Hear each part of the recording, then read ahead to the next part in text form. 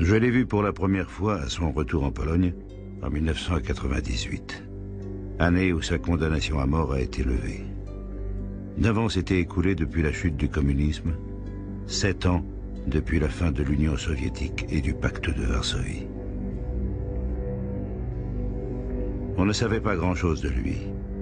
Lorsqu'il servait comme colonel dans l'état-major de l'armée polonaise, Richard Kuklinski aurait transmis aux Américains plus de 40 000 pages de documents classés top secret concernant le pacte de Varsovie. D'aucuns affirment que s'il ne l'avait pas fait, la Troisième Guerre mondiale aurait éclaté. Certains l'ont accueilli en héros.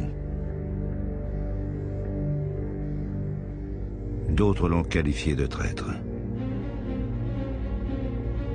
Ja nie zamierzam promować swojej misji, ani stawiać się w roli bohatera. Byłem tylko zwykłym żołnierzem, który chciał spełnić obowiązek wobec ojczyzny.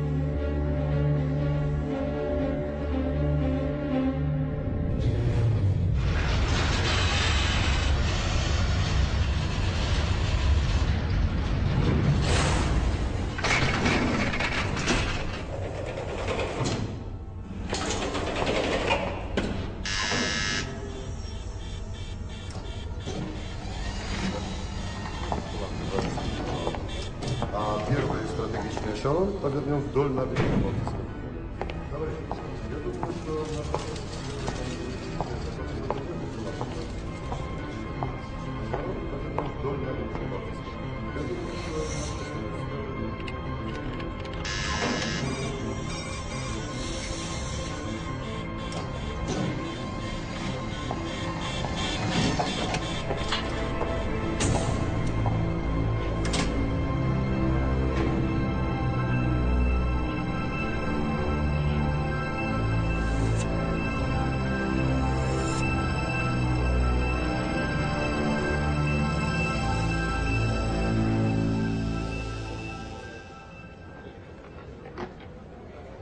Tampa, État de Floride, 2004. Voici la première scène de mon film sur Richard Kuklinski, l'homme qui aurait permis au monde d'échapper à la Troisième Guerre mondiale. Je suis en compagnie d'un de ses amis proches, Joseph Chaniawski. Après 6 ans de pourparlers, je vais enfin pouvoir interviewer le colonel Kuklinski.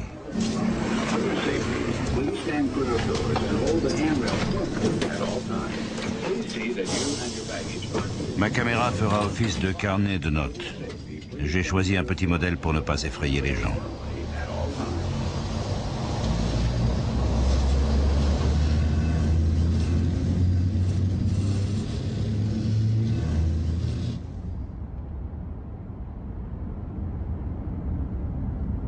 Nous arrivons au domicile du colonel.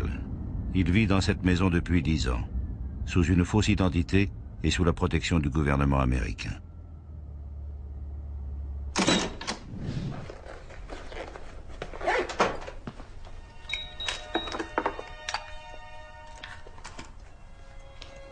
Nikki, la chienne du colonel.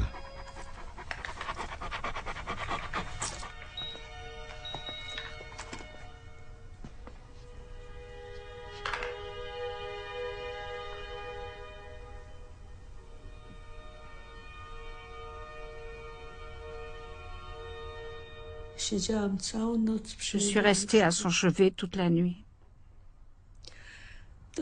Quand une personne souffre d'une longue maladie, ce n'est pas la même chose. Son mari ou sa femme a le temps de se faire à cette idée. Mon mari, lui, a quitté la maison et n'est jamais revenu. Je l'ai vu à l'hôpital avec tous ses fils. C'était affreux. Il savait ce qui se passait. Il m'a dit, explique-leur que j'ai eu une attaque. Je ne savais pas comment le dire en anglais. Dis-leur stroke. Comment l'a-t-il su?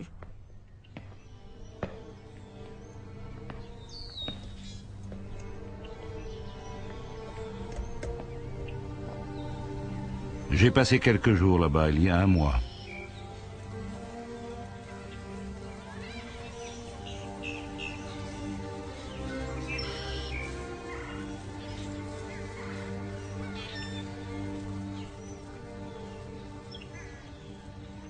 Nous n'avons échangé que quelques mots. Kuklinski fumait cigarette sur cigarette. Il devait se demander pourquoi il avait accepté de participer à ce film alors qu'il avait rejeté toutes les demandes précédentes.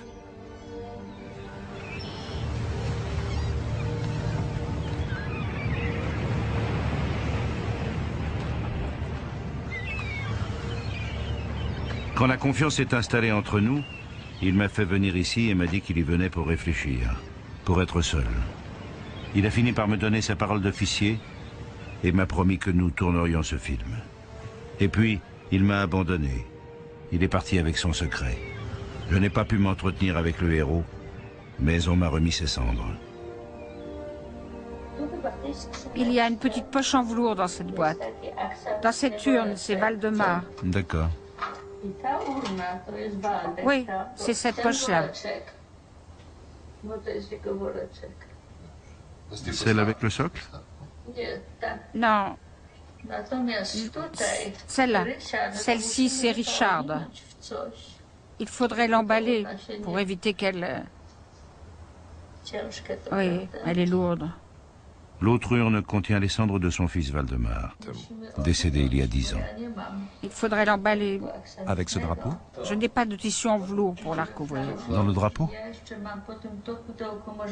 Vous pouvez mettre la boîte dans celle-ci. La veuve de Richard Kuklinski nous a demandé d'apporter l'urne à Washington pour qu'on lui rende un dernier hommage.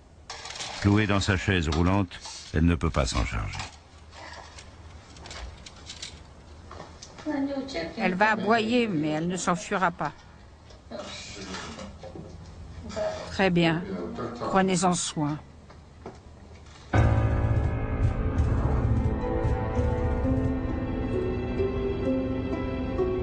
Voilà comment a commencé mon long voyage avec les cendres du colonel Kuklinski et de son fils. À l'époque, je ne me doutais pas qu'il durerait 4 ans et m'amènerait à faire étape à Moscou, Varsovie et Washington, qu'il me faudrait compulser des archives, faire déclassifier des documents et que je rencontrerais des personnes dont j'ignorais presque tout alors. Une grande partie d'entre elles ne sont plus de ce monde aujourd'hui. J'ai sans cesse dû repérer les mensonges. Mon objectif était de reconstituer l'histoire du colonel Kuklinski. Y suis-je parvenu? Une question me tourmentait. Qui était cet homme dont les cendres sont près de moi?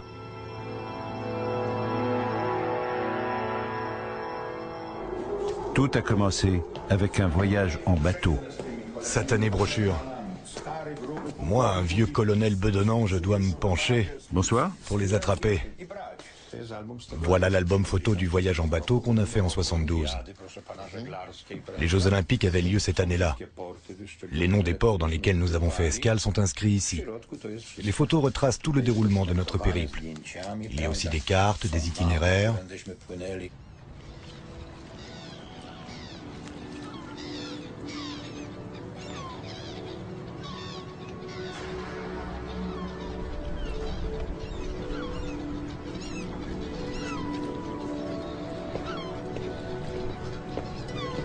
C'est celui-ci, le voilà. Oui, c'est bien le même nom.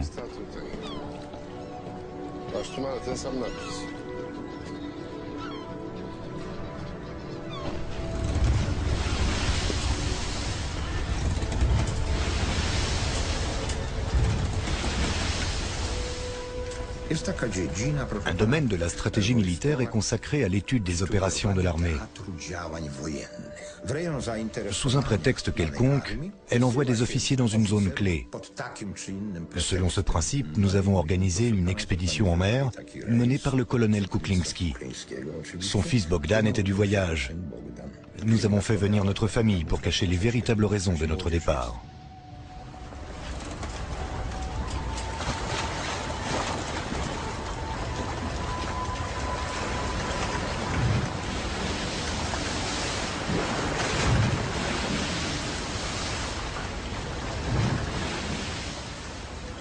Wilhelmshaven était une base de la marine allemande. À la fin de la Deuxième Guerre mondiale, elle a été prise par les troupes polonaises. Kuklinski s'est enfermé dans sa cabine pour écrire une lettre. Après avoir terminé, il a glissé la feuille dans une enveloppe. Puis, en quittant le navire, il a jeté son stylo à la mer. Richard est parti avec un ami. Plus tard, l'ami est revenu seul, expliquant que Richard était allé acheter des pièces détachées de voitures.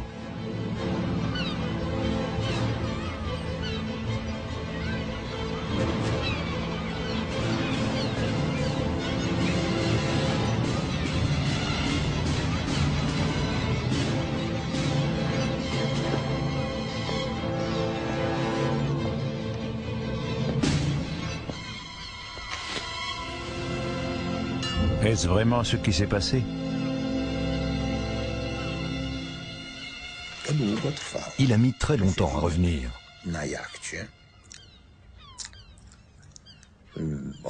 Sur le bateau, nous parlions de problèmes liés au voyage en mer. Et nous nous faisions du souci. J'ai demandé à l'ami qui l'avait accompagné ce qui s'était passé. Il m'a répondu, il est parti acheter des pièces, peut-être qu'il a du mal à les porter tout seul. Tout à coup, Bogdan s'est mis à crier, « Le voilà, papa arrive !»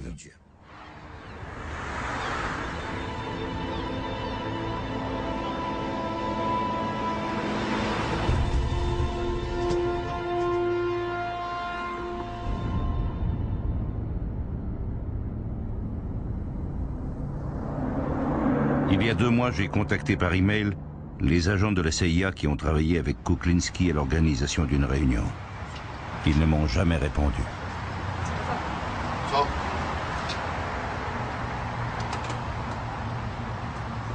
Conformément au souhait de sa veuve, nous apportons les cendres du colonel Kuklinski et de son fils à l'ambassade de Pologne pour une cérémonie d'hommage. Je l'imagine lorsqu'il a été expulsé de l'armée, dégradé devant ses soldats. Je me figure un jeune officier. Je suis certain que les agents de la CIA sont présents. Mais qui sont-ils? Il est délicat d'aborder quelqu'un en demandant « Vous êtes de la CIA ?»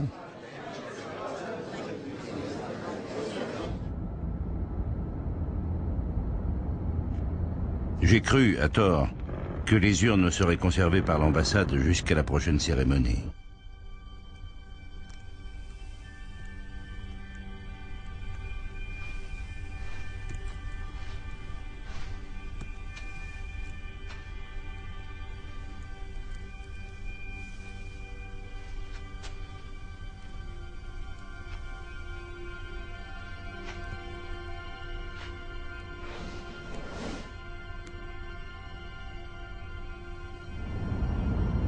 Je finis par recevoir une réponse d'un des agents de la CIA. Alors que je me rends à notre rendez-vous, j'ai la sensation que nous sommes suivis.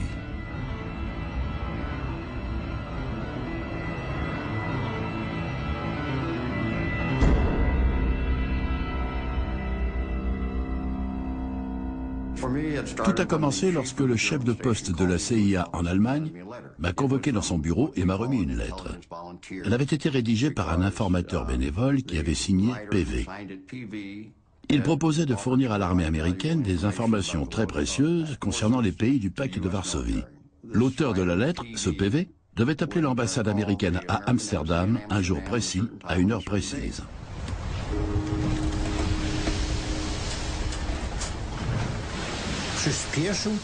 Il a accéléré la cadence et a dit « Il faut qu'on y soit dans 10 jours ». Je ne me souviens plus mot pour mot de sa phrase, mais il a dit « On doit être à La Haye dans 10 jours et ensuite on changera de cap ». On naviguait sur les canaux des Pays-Bas. On voyait les vaches qui broutaient à proximité des berges.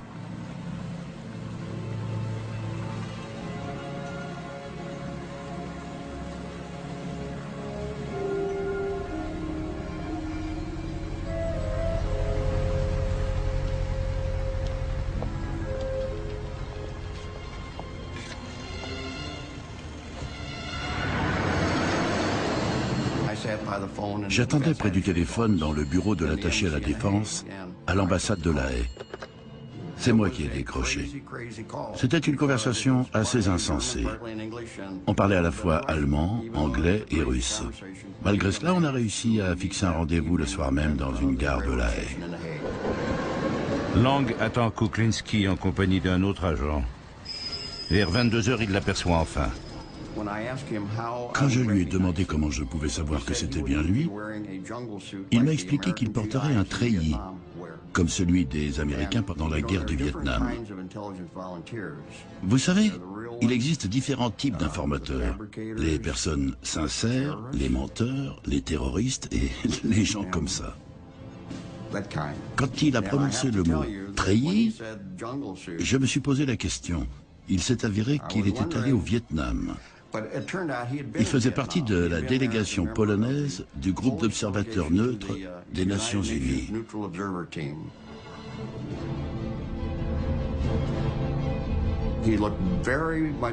Il semblait très tendu. Il fumait énormément. Toutes ces informations semblaient être un fardeau pour lui. Il les débitait à toute vitesse.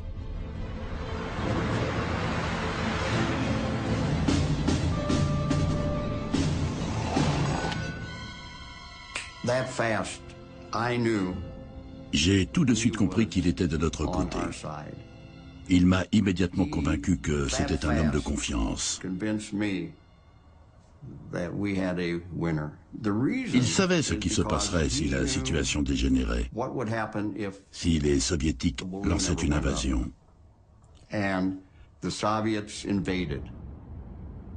Ce fut notre rendez-vous le plus court. Nous devions le raccompagner à la gare.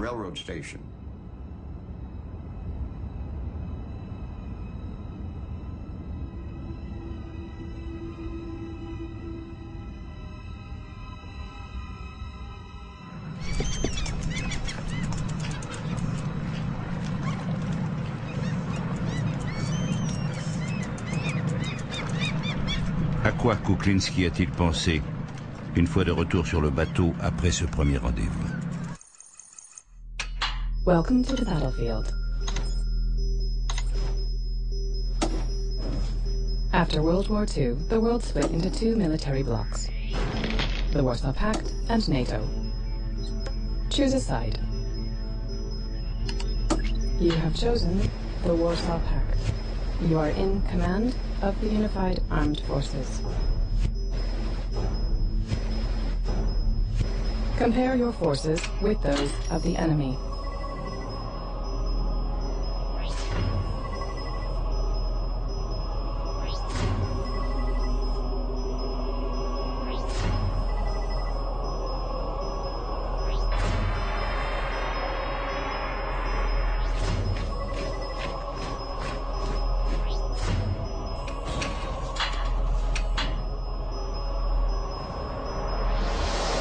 You are now ready for war.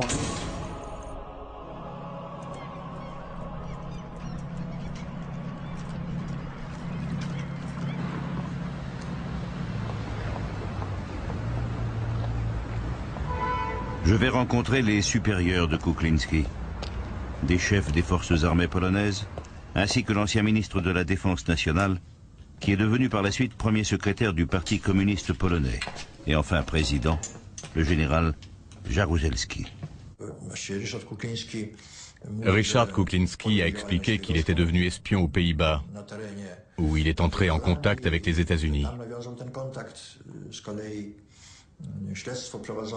Cependant, une enquête très poussée a démontré qu'il pouvait avoir commencé bien plus tôt, au Vietnam. J'ai du mal à m'imaginer. Monter sur un bateau, jeter l'ancre dans une ville d'Allemagne de l'Ouest et passer un coup de fil à l'ambassade. Les gens qui me répondent se dépêchent de venir me chercher uniquement parce que j'exprime le souhait de leur parler. Ce n'est pas comme ça qu'on devient espion.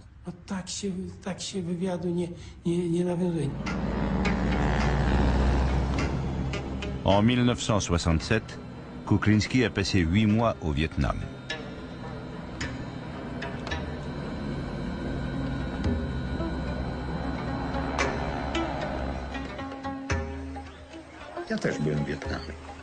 Je suis allé au Vietnam, moi aussi. C'était terrible. On y a vu des choses effroyables. Cette guerre opposait les Américains, forts d'une puissance extraordinaire, aux Nord-Vietnamiens, qui portaient des sandales faites à partir de pneus.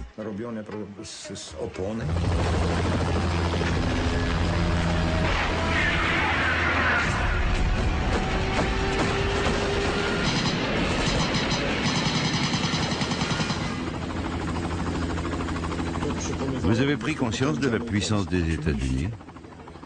Oui, mais il était évident que cette puissance était en train de faiblir.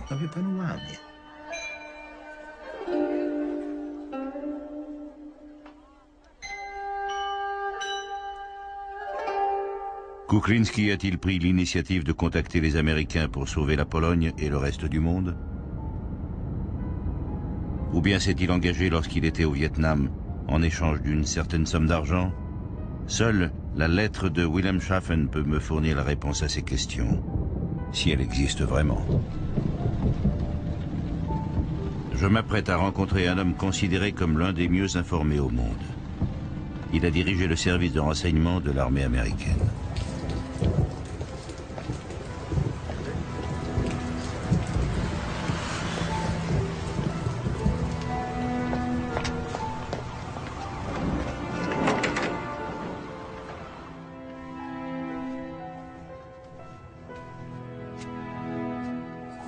Aujourd'hui, tout va de travers.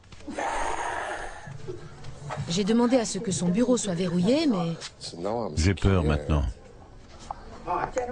Bonjour. Bonjour. Voici Brzezinski et Carter, qui me nomment général de brigade dans la salle Roosevelt de la Maison-Blanche. Là, c'est Brzezinski et moi dans son bureau vers la fin du mandat de Carter. Il a écrit « Non, nous ne pouvons pas créer un commandement dans l'océan Indien ». J'étais déçu. À cette époque, les États-Unis s'étaient retirés du Vietnam et l'armée américaine concentrait son action en Europe. On s'était aperçu que les armées soviétiques avaient commencé à renforcer leur armement et on a compris que les forces américaines, les forces de l'OTAN, étaient très vulnérables face à la menace très sérieuse d'une attaque. Quand j'ai fait la connaissance de Kuklinski, j'ai vu en lui un intellectuel militaire, un officier d'état-major très compétent qui analysait la situation d'un point de vue opérationnel, mais aussi d'un point de vue stratégique.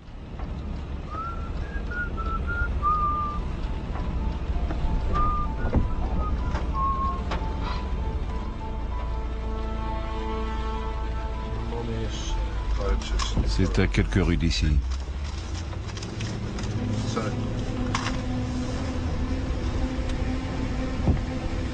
J'ai reçu de nouveaux emails des agents de la CIA. Ces employés des services secrets américains ont accepté pour la première fois de s'exprimer sur cette affaire devant une caméra. Nous n'avions jamais rencontré un espion aussi brillant. Il était doté d'une intelligence remarquable. C'était un patriote. Il souhaitait nous fournir des informations qui nous permettraient de comprendre le projet de guerre des Soviétiques. Les forces armées présentes en Europe de l'Est, dans l'ouest de la Pologne, en Allemagne de l'Est, en Tchécoslovaquie et en Hongrie, constituaient le premier échelon stratégique. Elles seraient les premières à envahir l'Ouest et à attaquer l'OTAN. L'objectif pour l'état-major soviétique était d'atteindre les côtes d'Europe de l'Ouest et d'envahir l'ensemble de l'Europe continentale en une cinquantaine de jours, soit moins de 2 mois. Your forces are ready to attack. Shock troops on the move, Commander. Select your units.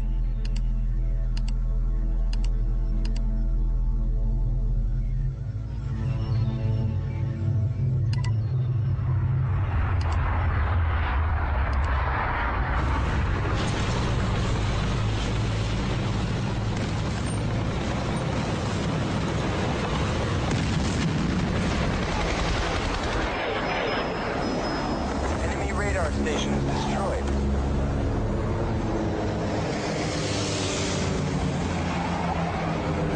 Polish units are landing in Denmark and northern Germany.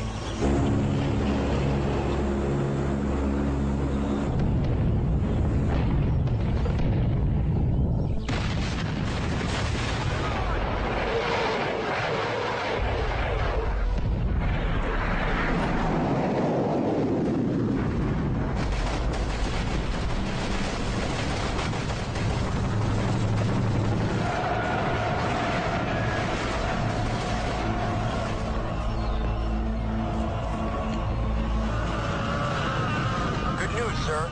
The enemy is retreating. Mission accomplished. Congratulations. Un an plus tard, les recherches que j'ai menées me conduisent à Moscou. Je vais rencontrer les chefs des armées du pacte de Varsovie.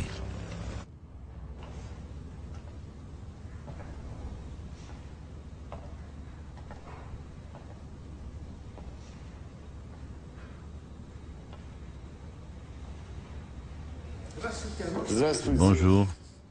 Notre alliance était très puissante. Elle avait les hommes, l'équipement et les armes nucléaires.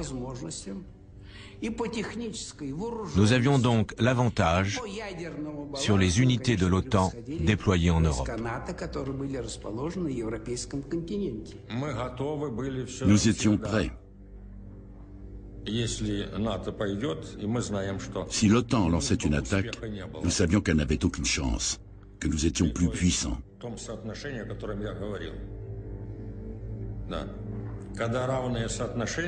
Il est impératif d'avoir une avance quand on prévoit de lancer une offensive.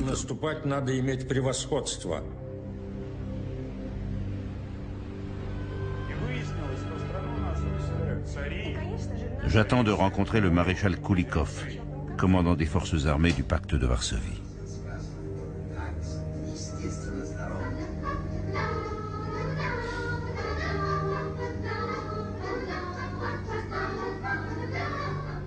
J'ai rêvé de lui plusieurs fois.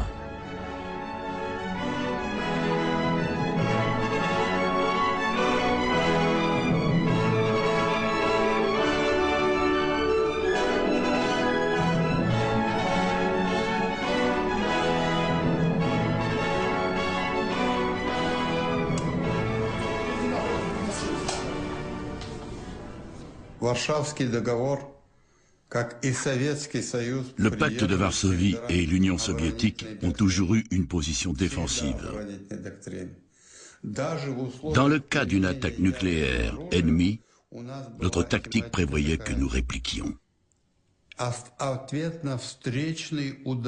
Non, le pacte de Varsovie n'avait pas de stratégie de défense. Nous avons obtenu des copies de leurs plans. Une partie a été déclassifiée. Vous pouvez les consulter si vous voulez. Si vous y trouvez le mot défense, prévenez-nous. Ils avaient une stratégie agressive, offensive. Il n'existait pas de plan de défense, mais un projet d'attaque de l'Europe de l'Ouest. Il était donc indispensable que nous connaissions leur tactique afin de la faire échouer. Vous dites que vous adoptiez toujours une position de défense au début des conflits, mais bizarrement, au bout de 3 ou 4 jours, vous passiez toujours à l'attaque. On ne pouvait pas rester en position de défense éternellement. Nous étions très puissants. Et le golfe de Gascogne, vous voyez de quoi je parle, il était tout proche. Croyez-moi.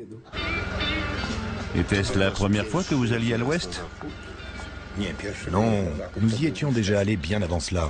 D'accord. Oui, bien avant. Mais vous avez été fasciné par ce que vous y avez vu. Oui, bien sûr. Ici, la vie était assez triste. Nous étions captivés par tout ce qu'il n'y avait pas chez nous. Les sex shops, les vitrines. Je ne veux pas trop m'étendre pour ne choquer personne, mais il est important d'en parler. Évidemment. C'était des choses qui nous intéressaient.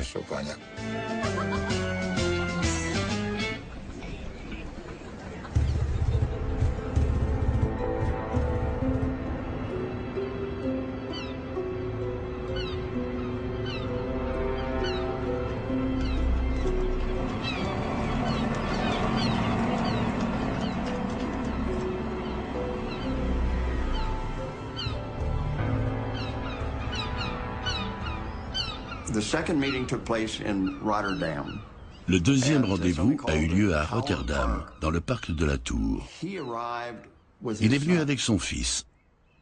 Aujourd'hui encore, j'ai du mal à y croire. Je ne sais pas ce qu'il lui a dit sur nous. Bogdan avait 17 ans à cette époque. Tout petit déjà, il accompagnait son père lors de ses voyages en bateau. Waldemar, lui, avait 20 ans et n'aimait pas la mer. Là, Kuklinski fait descendre Bogdan dans l'eau. Il est accroché à une corde. Bogdan a sauté du bateau. Il a sauté dans l'eau.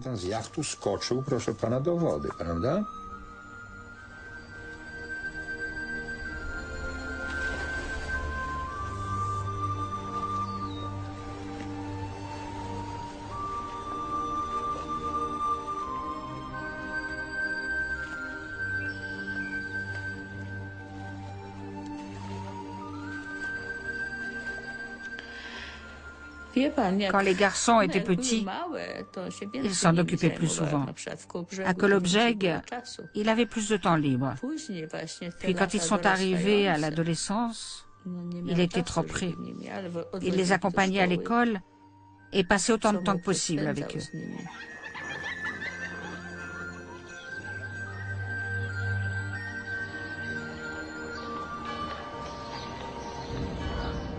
Je m'aperçois que Kuklinski avait 42 ans à cette époque, mon âge aujourd'hui. Comme moi, il avait 2 fils, une femme, une maison qu'il avait construite de ses mains. Son travail était apprécié, il menait une carrière brillante. Les bateaux étaient sa passion.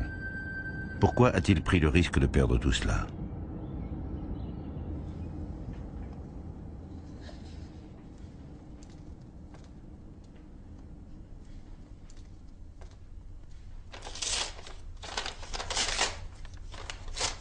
Les demandes répétées que j'ai formulées depuis 4 ans portent enfin leurs fruits.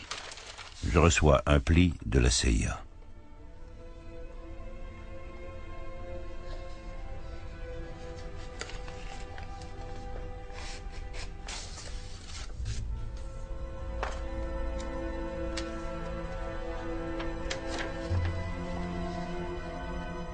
Cher monsieur, pardon pour mon anglais. Je suis membre des forces armées de pays communistes. Je veux rencontrer en secret un officier de l'armée américaine, lieutenant-colonel ou colonel. Je n'ai pas beaucoup de temps. Je suis avec mes camarades et ils ne doivent pas savoir. À Amsterdam, je téléphonerai à l'ambassade américaine. Cet officier devra parler russe ou polonais. PV.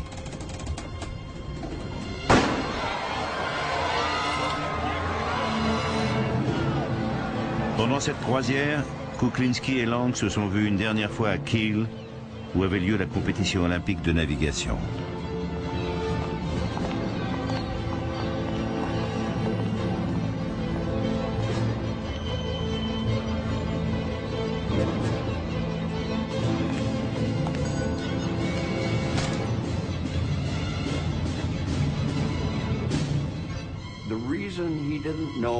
Nous ne lui avons pas révélé que nous étions de la CIA parce que, dans sa lettre, il avait dit vouloir rencontrer des militaires américains.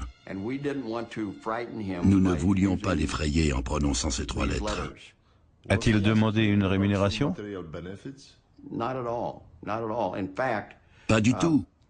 Nous lui avons expliqué qu'une certaine somme serait mise de côté pour le cas où lui et sa famille devaient quitter la Pologne. Il n'a pas voulu en entendre parler. La lettre que le colonel Kuklinski a envoyée à l'ambassade était signée PV. Très vite, je lui ai demandé pourquoi PV. Il a levé la main, pointé le doigt vers le ciel et dit « Polish Viking ». Je suis le viking polonais.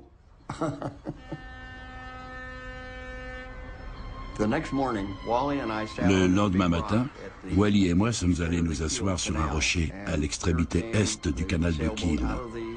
On a regardé le navire quitter le canal et partir à l'horizon.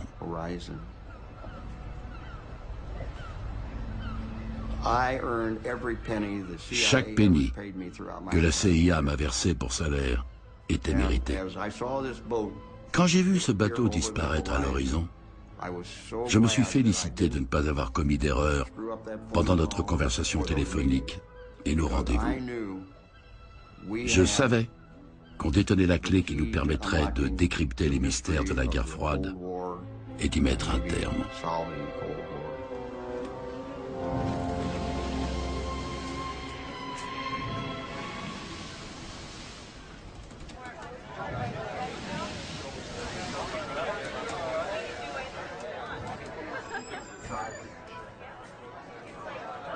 Musée international des espions à Washington. Le directeur, un ex-agent de la CIA, a épluché des milliers de documents sur l'affaire Kuklinski à la demande de Benjamin Weiser, un journaliste.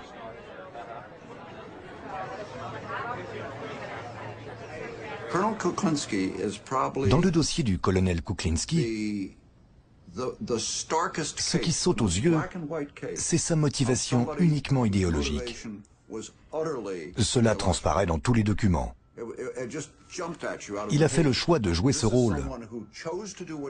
Il a pris de gros risques. Et sa motivation est restée intacte pendant presque 10 ans.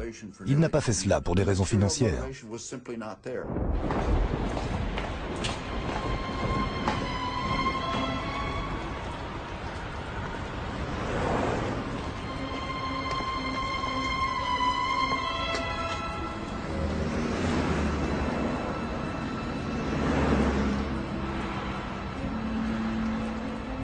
Nous rendons visite au seul militaire qui ait eu accès à ces documents.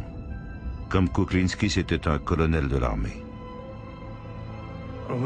Quand les informations détaillées nous sont parvenues, on a pris conscience de l'ampleur du problème. Il ne fallait pas seulement redouter les divisions en Allemagne de l'Est et en Pologne, mais aussi les forces armées qui allaient quitter l'Union soviétique et traverser la Pologne pour entrer en guerre. Le premier échelon stratégique était à peu près aussi important que l'OTAN. Et le second échelon comptait autant d'hommes. Nous pensions pouvoir vaincre le premier échelon, mais pas le second. Parlez-nous du second échelon stratégique que les Américains craignaient tant.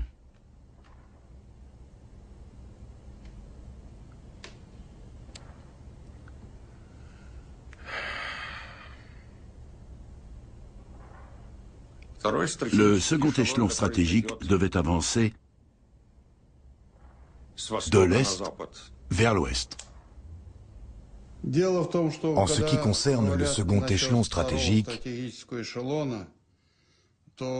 aucun pays européen ne pouvait rivaliser avec l'Union soviétique en termes d'effectifs. Disons qu'une armée est constituée d'environ 100 000 soldats. Donc 5 multiplié par 500 000,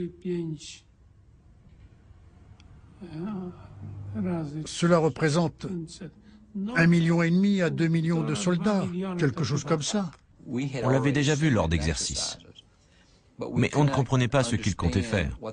Pour que le second échelon stratégique entre en action, il fallait que le premier, constitué des Polonais, des Allemands de l'Est, des Tchèques et des Hongrois, soit entièrement éliminé.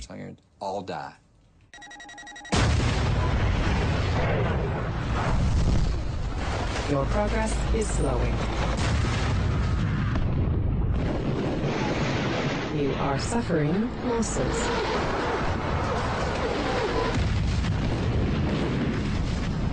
You have lost 90% of your frontline troops.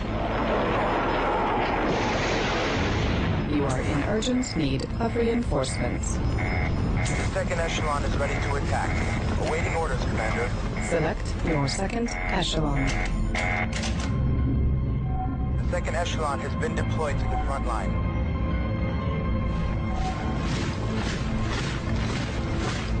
Ford the Vistula and Oder rivers as soon as possible.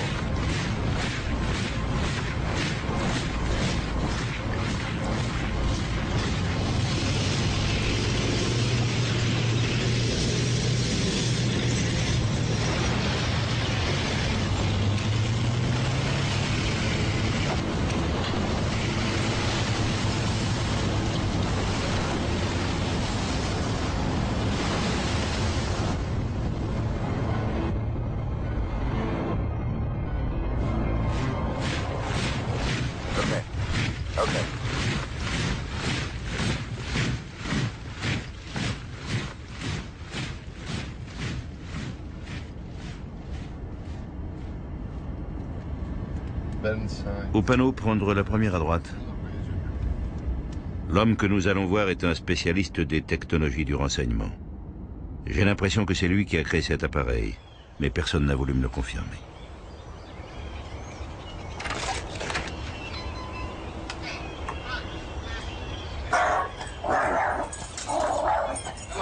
Bonjour. Bonjour, moi c'est Kiss. Dariusz Jablonski. Ne filmez pas tout de suite. Bonjour, bonjour. Entrez donc. C'est extraordinaire. Bonjour. Ceci est un appareil photo en état de marche. Aujourd'hui encore, son assemblage nécessite une précision d'horloger. C'est ce même appareil qui a été placé dans le briquet de Mark Cricket. Ce briquet était très prisé des militaires du pacte de Varsovie et de l'armée soviétique. C'étaient de gros fumeurs. Le briquet jetable de Cricket était donc considéré comme une cachette efficace. Il aurait envoyé plus de 40 000 documents explosibles? Tout à fait. Techniquement, c'est possible. Mais je vous dis ça aujourd'hui, confortablement installé dans mon fauteuil 25 ans après les faits. Quartier général de l'état-major de l'armée polonaise. C'est ici que Kuklinski a travaillé, d'abord en tant que directeur adjoint du service d'entraînement opérationnel, puis en tant que responsable du service de planification générale, le cerveau de l'armée. Il marchait en chaussettes sur des cartes gigantesques qu'il annotait à l'aide de crayons de couleur et de feutres.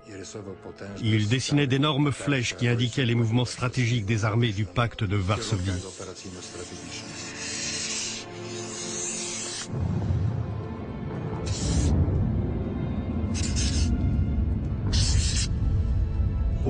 Lui faisiez-vous confiance? Absolument. J'étais convaincu qu'il était digne de confiance. Un directeur très compétent, un officier très qualifié. L'honneur et la dignité sont des valeurs auxquelles il est très attaché. Très intelligent, travailleur et persévérant. Doté d'une faculté d'analyse exceptionnelle. S'exprime de façon très claire, aussi bien à l'écrit qu'à l'oral. Il a reçu diverses décorations, notamment du chef d'état-major et du ministre de la Défense, le général Jaruzelski.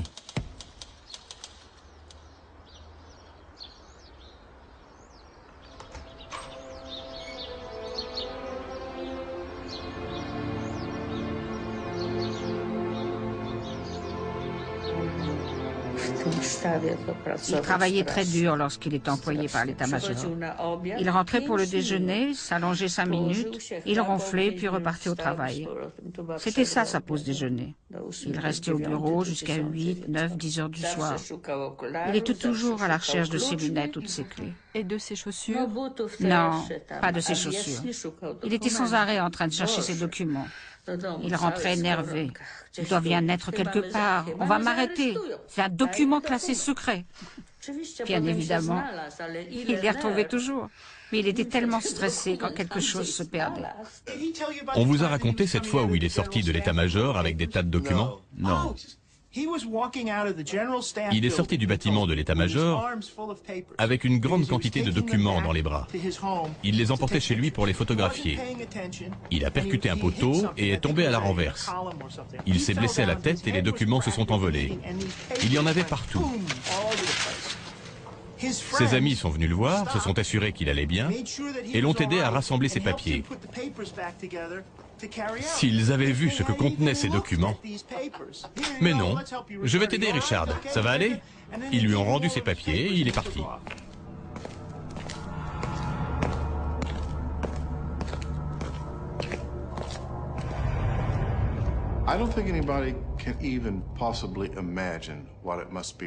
Personne ne peut imaginer ce qu'il a vécu pendant ces 9 ans.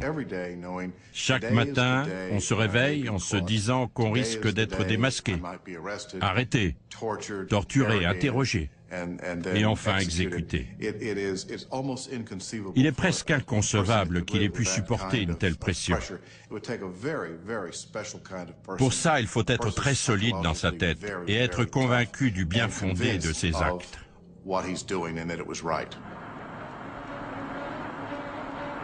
Cette séquence, tournée par le KGB, présente le piège tendu à un informateur de la CIA à Varsovie.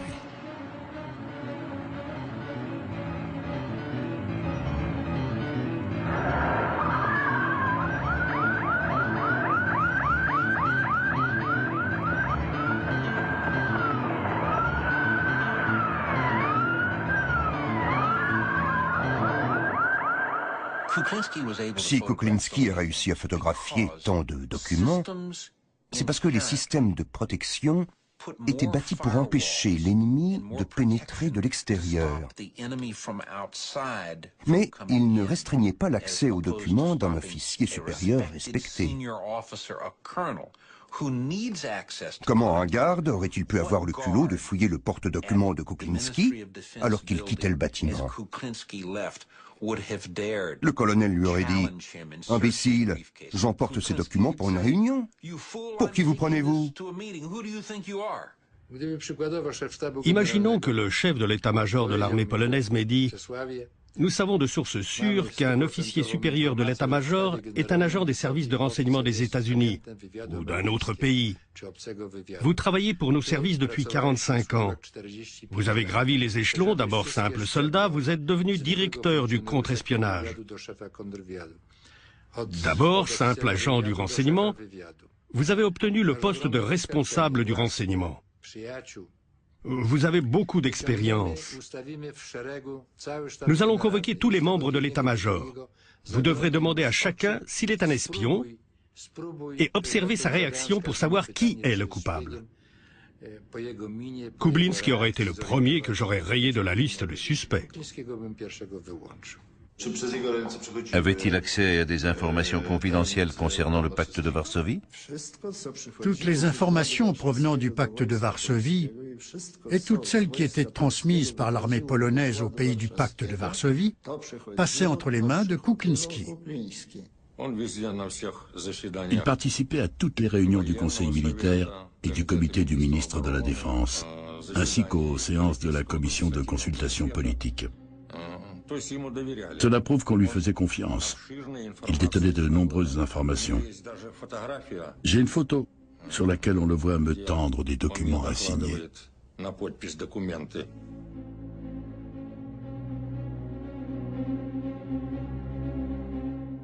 On demande à des aveugles de toucher un éléphant puis de le décrire. Le premier tâte sa queue et dit « L'éléphant est semblable à une corde ». Le deuxième touche son flanc et dit « L'éléphant est semblable à un mur ». Le suivant touche sa jambe et dit « L'éléphant est semblable à un arbre ». Le suivant attrape son oreille et dit « L'éléphant est semblable à une feuille d'arbre ».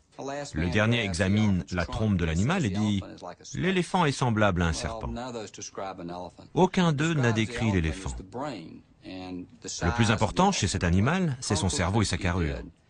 Le colonel Kuklinski nous a aidés à analyser le cerveau de l'éléphant, ses mouvements, à prévoir ses actions. Il nous a montré ce qui se préparait.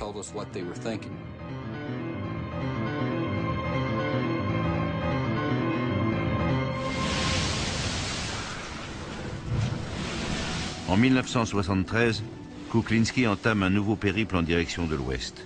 Il effectue plusieurs voyages jusqu'en 1976, année où le chef d'état-major lui ordonne d'arrêter sur les conseils du contre-espionnage.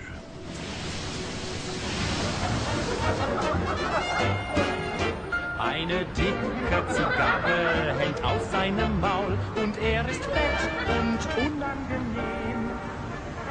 Jeder weiß, wenn sein Geplänkel fällt und der wird leider niemals auf. Der dicke Un nouvel agent attend Kuklinski à Hambourg pendant 12 heures. Il avait l'allure d'un militaire. Il m'a regardé droit dans les yeux et s'est présenté. Je lui ai donné mon nom en précisant que je travaillais pour la CIA.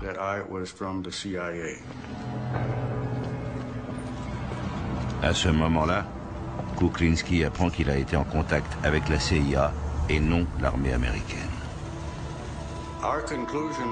Nous en étions venus à la même conclusion. Ce qui l'a poussé à prendre une décision terriblement difficile.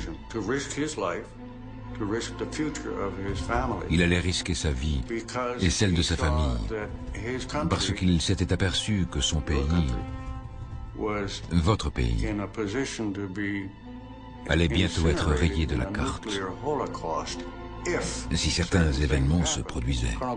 Le colonel Kuklinski en a justement déduit, comme nous l'avions fait de notre côté, que le seul moyen pour l'OTAN de s'en sortir était de détruire le second échelon stratégique au moment où il se déploierait. Cela impliquerait de lourdes attaques aériennes, le lancement de missiles et de roquettes liés à des systèmes d'attaque complexes créés spécialement pour empêcher la progression du second échelon en Pologne. Nous avions envisagé la possibilité que des armes nucléaires soient utilisées en Europe centrale plutôt qu'en attaque directe sur les États-Unis et l'Union soviétique. La Pologne et l'Allemagne de l'Est devaient essuyer le plus fort de l'attaque. Elles allaient être réduites à néant. Ces pays seraient devenus un no man's land nucléaire. Ça aurait été un véritable holocauste, un génocide. Des pays entiers auraient pu être détruits.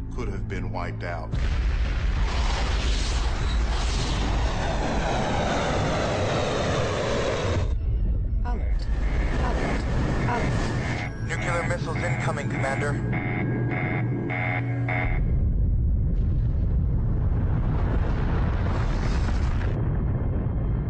Десять, 10 seconds to respond, sir. 8, 7, 6, 5, 4, 3,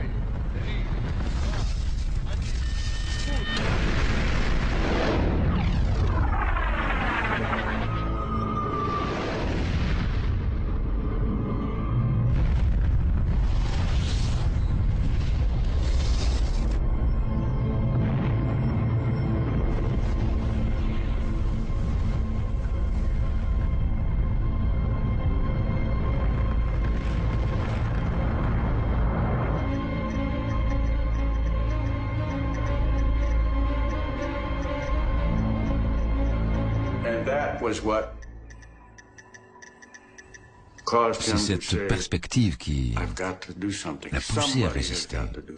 Il fallait agir. Il est le seul à l'avoir fait.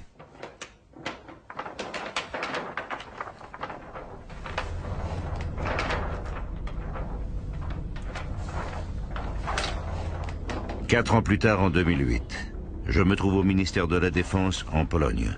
Je découvre les cartes du pacte de Varsovie qui viennent d'être déclassifiées. On laisse le pied dans le coin. Bonjour, monsieur le ministre. J'ai été fasciné par cette carte lorsque je l'ai vue pour la première fois dans les archives de l'armée.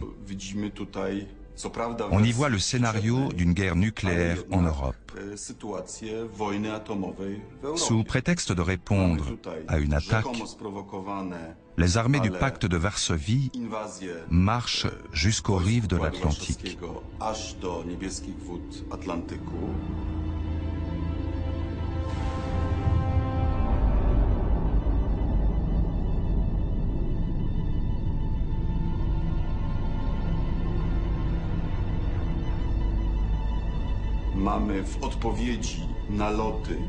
En représailles, on voit l'attaque des bombardiers stratégiques de l'Ouest au-dessus de la Pologne et les frappes nucléaires à l'aide d'ogives plus petites, plus précises et donc plus meurtrières, qui sont lâchées sur les fleuves, l'Oder et la Vistule.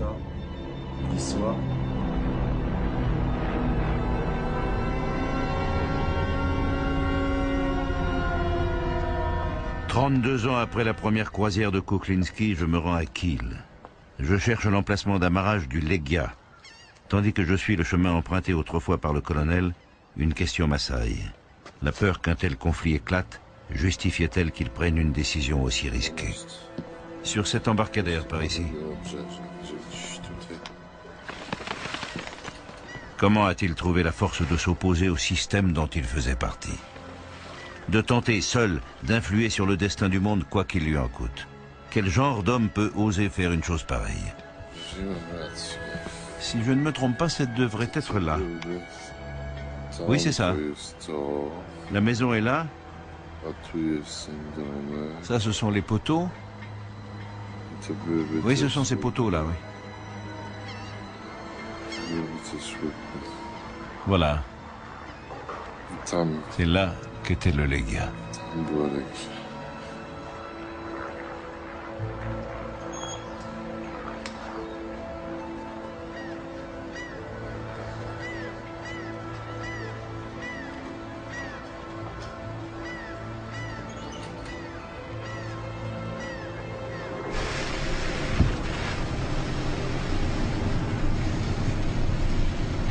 Dans ce centre d'archives sont stockés les dossiers de tous les officiers polonais.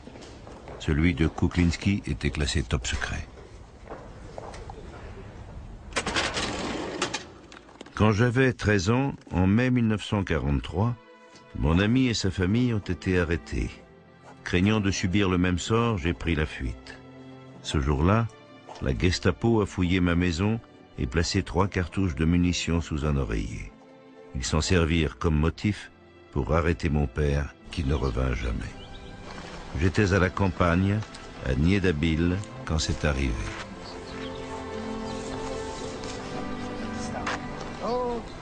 Une voiture est rentrée dedans. Je n'arrive pas à le redresser. Mais si, on va le faire. C'est impossible. Mais non. On s'est rencontrés alors qu'on passait des vacances à Niedabil. Il est né et a grandi à Varsovie, dans un quartier juif. Comme vous le savez peut-être, de nombreux juifs vivaient dans la vieille ville. Dans son immeuble, la moitié des habitants étaient juifs.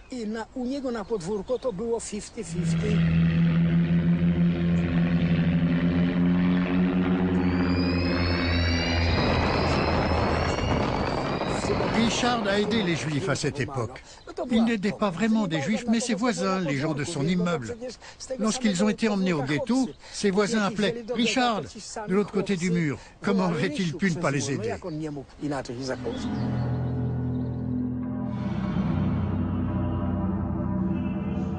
On est monté sur le toit en passant par la trappe. C'était un jour ensoleillé d'avril. Et si je me souviens bien, le ciel était un peu nuageux comme ce matin, mais le soleil brillait. Tout à coup, on a entendu des coups et vu des flammes et de la fumée.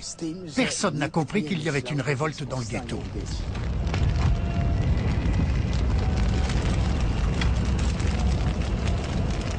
Durant le soulèvement de Varsovie en 1944, je me suis enrôlé dans l'armée de l'intérieur pour me battre et venger mon père.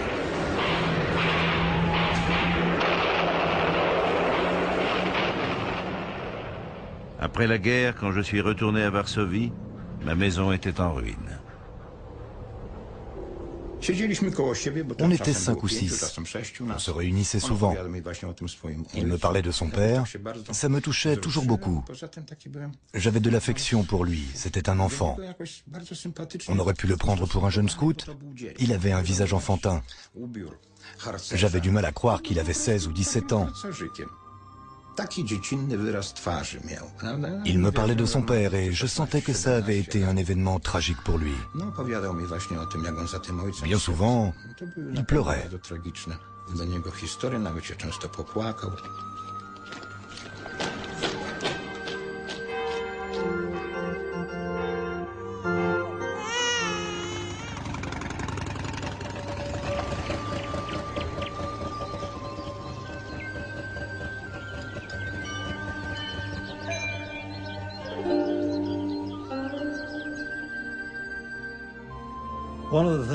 Un des événements qui l'ont poussé à nous contacter a été le printemps de Prague.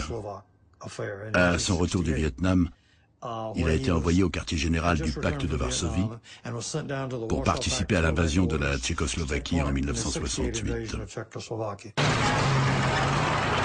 Kuklinski a vu l'armée polonaise qu'il aimait tant, en accord avec le pacte de Varsovie, attaquer un pays voisin parce qu'il réclamait la liberté. Avec Kuklinski, nous avons établi le plan d'invasion de la Tchécoslovaquie par l'armée polonaise. Même dans le pire des cas, il ne me semblait pas possible que nous envahissions la Tchécoslovaquie. Il était plus réservé. Mais je ne cessais de lui répéter « Richard, c'est impossible, ouvre les yeux !»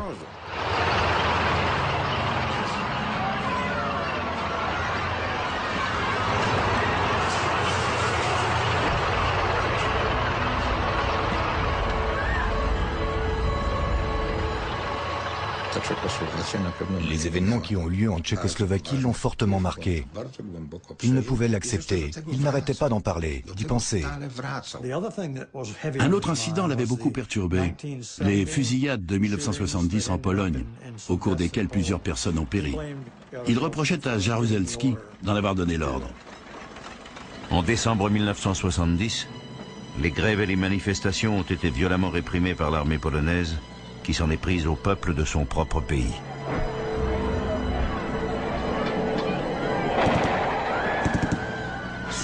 Les gens pleuraient dans le train. Ils revenaient de Szczecin et ont raconté ce qui s'était passé là-bas en 1970. Comme les autres, j'étais bouleversé en apprenant que des coups de feu avaient été tirés, entre autres, depuis des hélicoptères. Je suis rentré chez moi.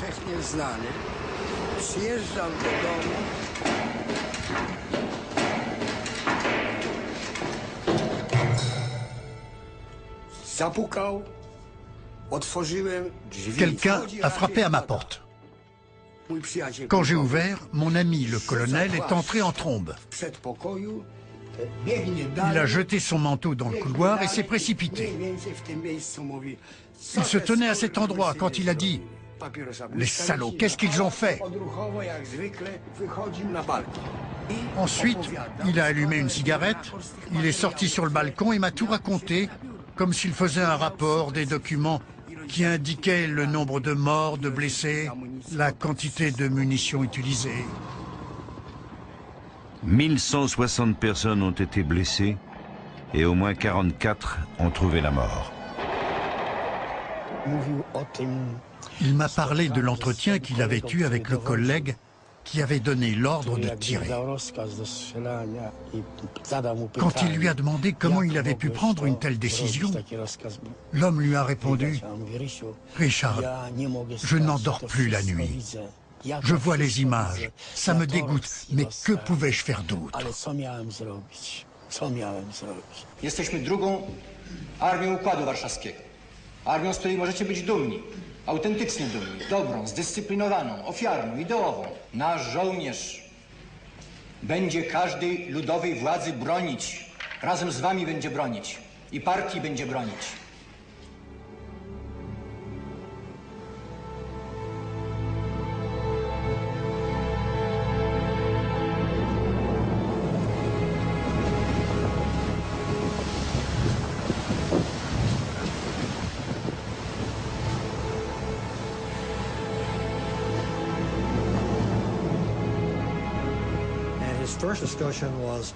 Au départ, il s'est dit « Je vais diriger un groupe de résistance composé d'officiers que je convaincrai de mener une guerre en Europe centrale.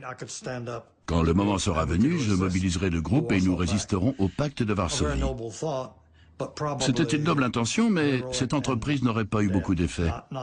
Rapidement, il a compris qu'il valait mieux qu'il collabore avec nous, qu'il communique des informations à l'Ouest au sujet des projets de guerre du pacte de Varsovie et de tout ce qui y avait trait.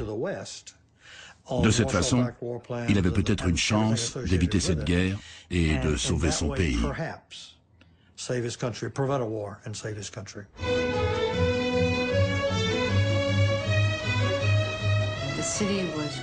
Cette ville était grise et sinistre. Dans la rue, les gens ne portaient que des vêtements sombres et ne regardaient personne droit dans les yeux. L'atmosphère n'était pas très accueillante. Non pas que les habitants n'étaient pas sympathiques, mais ils ne pouvaient pas l'être.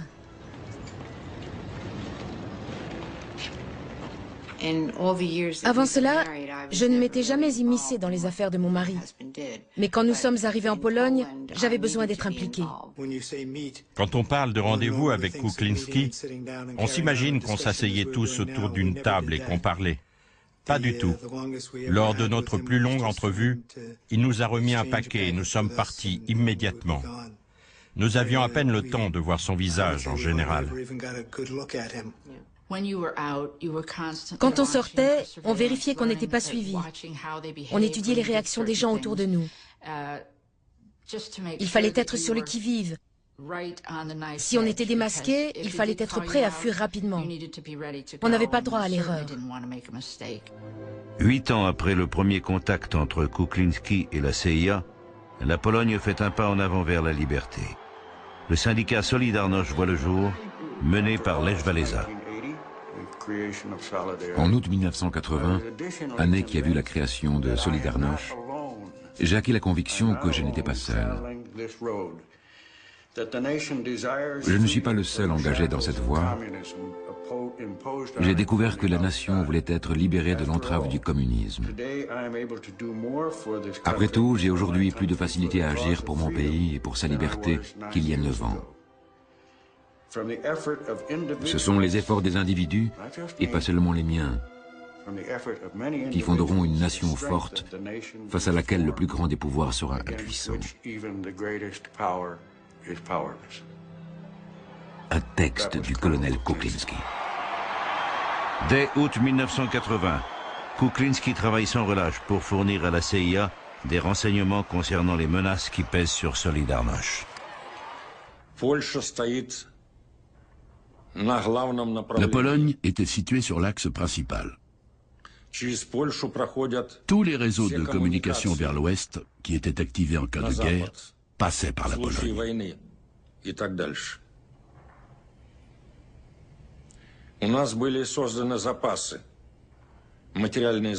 Nous avions des réserves le long de ces axes, grâce auxquels nous pouvions nous ravitailler.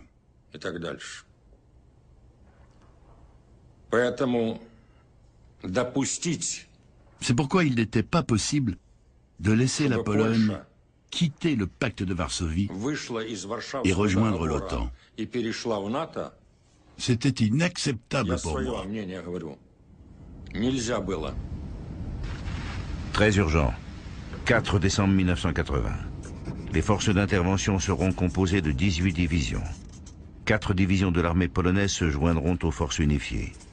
La date fixée pour l'entrée en République populaire de Pologne est le 8 décembre. Sous la pression de ses députés, le général Siewicki a supplié le ministre de la Défense de repousser l'attaque des forces unifiées. Mais ce suppôt apeuré de Moscou n'a même pas voulu examiner cette possibilité. Jack Strong. Dans les jours qui ont précédé le 1er décembre, nous redoutions que les Soviétiques lancent l'invasion. Brzezinski, qui avait connaissance de l'existence de Kuklinski parce qu'il était notre informateur, utilisait dans ses déclarations publiques les renseignements fournis par ce dernier pour faire comprendre aux Soviétiques que nous étions au courant. Les informations communiquées par Kuklinski étaient d'une importance capitale. Elles étaient très précises. Et plus tard, lorsque nous avons pu consulter les archives soviétiques, tchèques, est-allemandes et polonaises, nous avons constaté que tout était vrai. Ces renseignements ont donc largement influé sur la manière dont les États-Unis ont réagi vis-à-vis du Kremlin. Les États-Unis expriment leur inquiétude face au renforcement sans précédent des forces soviétiques à la frontière polonaise et à la fermeture de certaines zones frontalières. Cet homme a sauvé son pays. Si la Pologne avait été envahie, les personnes arrêtées pendant l'application de la loi martiale ne seraient certainement pas en vie aujourd'hui. Cela aurait concerné l'élite de la société.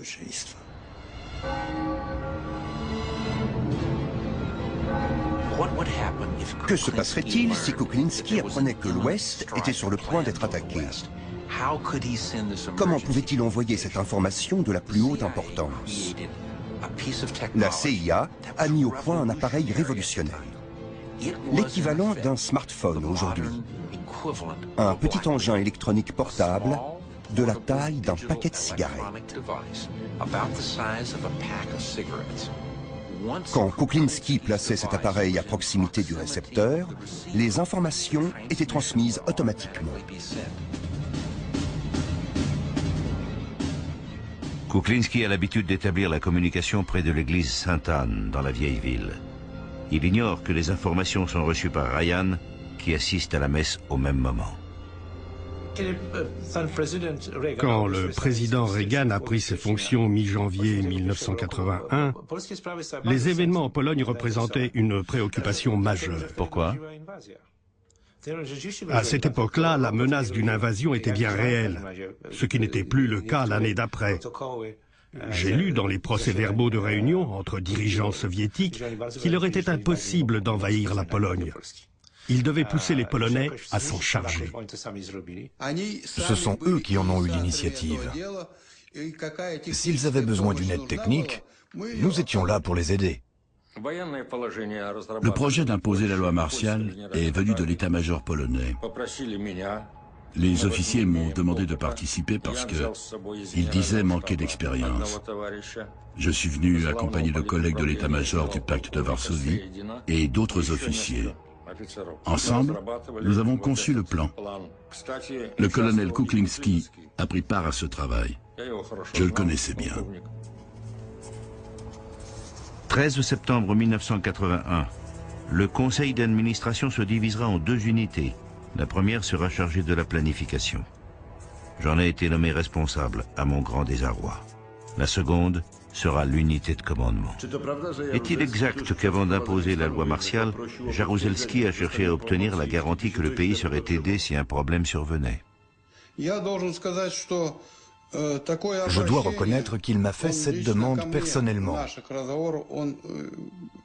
Il en a parlé, oui. Extrait daté du 9 décembre 1981 du journal du général Anochkin, aide de camp du maréchal Kulikov. Conversation avec le camarade Jaruzelski. Jaruzelski. Si cela s'étend à tout le pays, vous, l'URSS, devrez nous venir en aide. Nous ne pourrons pas maîtriser les foules. Kulikov. Peut-on parler de votre décision concernant le lancement du projet au moment où nous briefons Brejnev? Jaruzelski. Bien sûr, à condition que vous nous aidiez.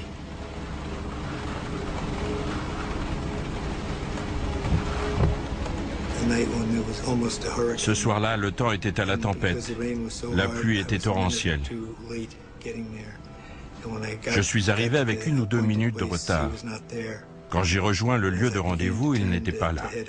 Je m'apprêtais à repartir après avoir échoué dans ma mission. Comme je vous le disais, je le reconnaissais seulement à sa carrure.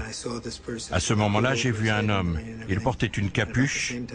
Il s'est retourné et a reconnu ma voiture. C'est le souvenir le plus marquant que j'en garde. Ce jour où je l'ai reconnu dans son imperméable.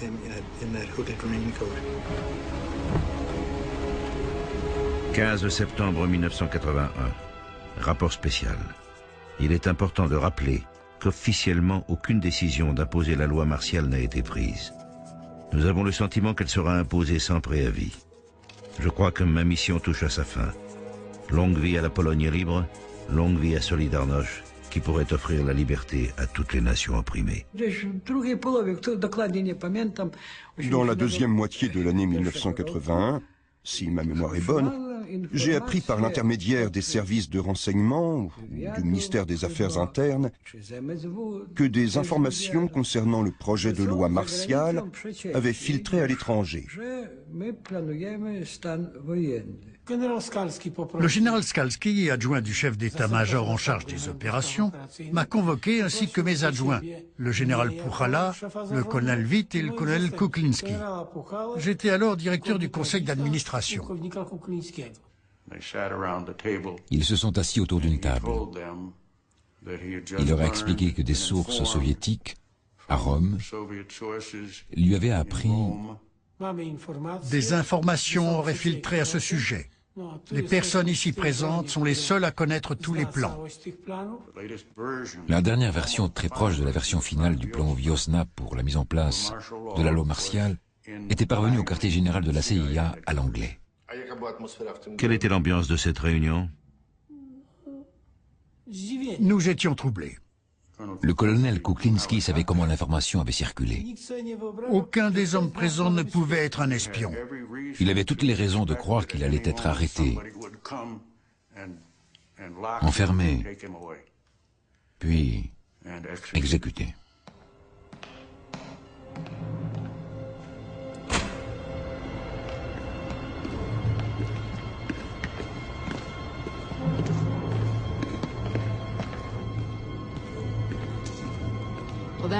Ce matin-là, quand je suis arrivée dans la zone sécurisée, j'ai regardé l'appareil. La lumière clignotait, ce qui signifiait qu'un message était arrivé. On a lu le message ensemble et là, notre cœur s'est arrêté. C'était la fin. Il nous a écrit une lettre qui disait « Chers amis, tout indique que ma mission doit s'arrêter ici. 3 choix s'offrent à moi, ou bien je me suicide, ou je suis arrêté, ou j'accepte l'aide que vous m'avez proposée un jour. »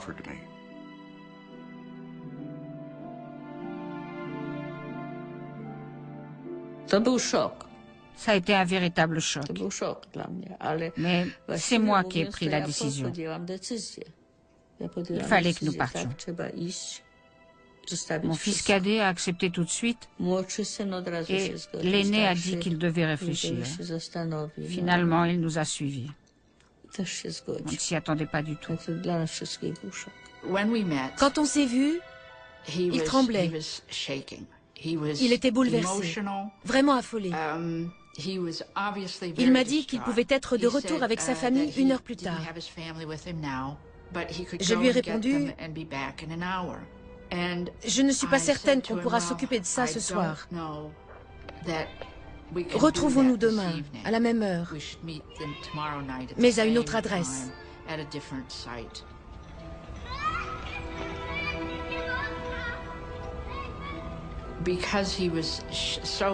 Il semblait tellement choqué que je l'ai soutenu pendant que nous marchions.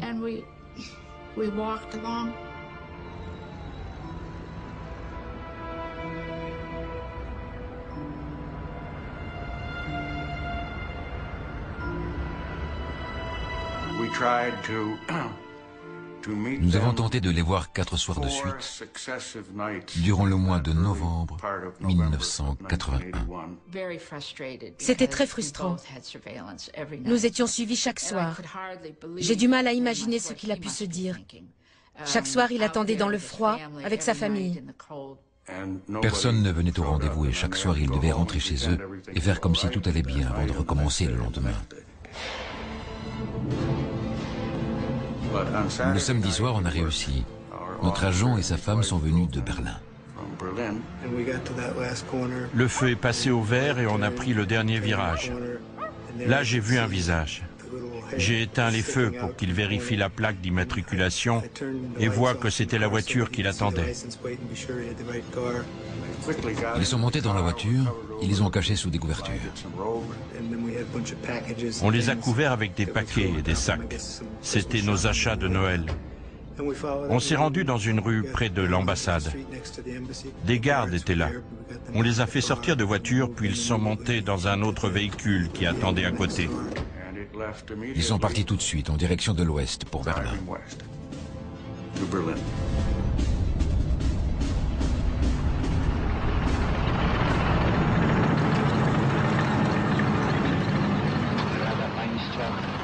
zgodzie z postanowieniami Konstytucji wprowadziła dziś o północy stan wojenny na obszarze całego kraju. Wielki jest ciężar odpowiedzialności, jaka spada na mnie w tym dramatycznym momencie polskiej historii.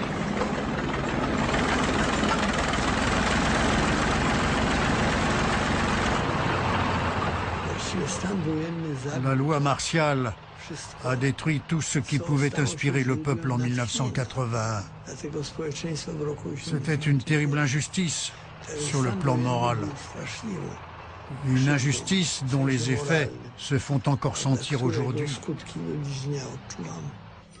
Ordre de lancer une chasse à l'homme national. Prévenez Mangan. L'homme recherché devra être placé en détention. Description, environ 1,67 m, visage long, yeux bleus, cheveux châtain clair. Il est probablement accompagné de sa femme et de ses 2 fils. Bogdan Kuklinski, fils de Richard et Anna, est soupçonné d'avoir pris part à un trafic de drogue. À 9h30, le domicile du colonel Richard Kuklinski à Varsovie a été fouillé en l'absence du propriétaire. Ils ne pouvaient emporter qu'un petit sac, c'est tout. Pourtant, il a pris une gravure intitulée « Peau Bourgie » après la tempête. Il me l'a offerte. J'étais très touché. Cela décrivait sa situation après la tempête. Au début, c'était horrible. Vraiment horrible. Mon pays me manquait terriblement. Il m'a fallu quelques années pour m'habituer. Nous ne pouvions nouer d'amitié avec personne, et surtout pas avec des Polonais. Nous ne parlions pas anglais, ce qui compliquait les choses. Richard communiquait en russe, moi en allemand. On a appris quelques rudiments d'anglais plus tard. Mais on peut dire que jusqu'à la fin, notre vie sociale était inexistante. Nous étions seuls. Voici les photos du premier Noël après leur départ.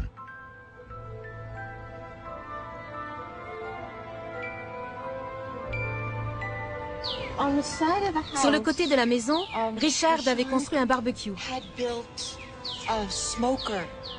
Dans le jardin, il y avait un joli bosquet et des roses magnifiques. Je n'en avais jamais vu d'aussi belles. C'est Richard qui s'en occupait? Oui. Quand avez-vous appris ce qu'il faisait? Je dirais, après avoir lu plusieurs articles dans le journal, j'ai commencé à me demander si c'était eux. Mais je n'en étais pas sûre. Un jour, je leur ai dit, j'ai lu certaines choses dans les journaux et je me demande si... Ils n'ont rien répondu. Ils se sont contentés de sourire.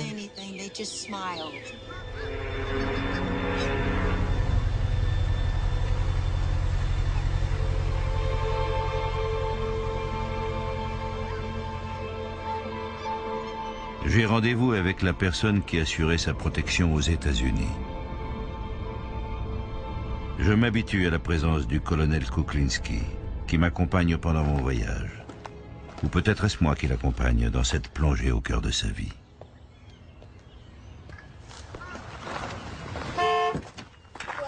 Bienvenue.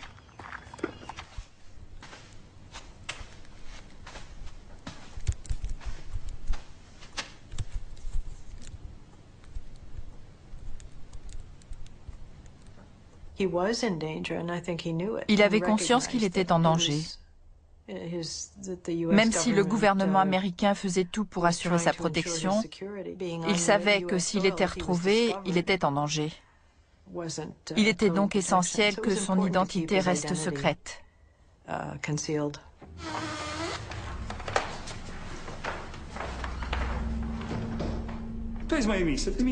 Voici ma place, le siège du procureur, la barre des témoins, le banc des accusés, qui était vide, bien sûr.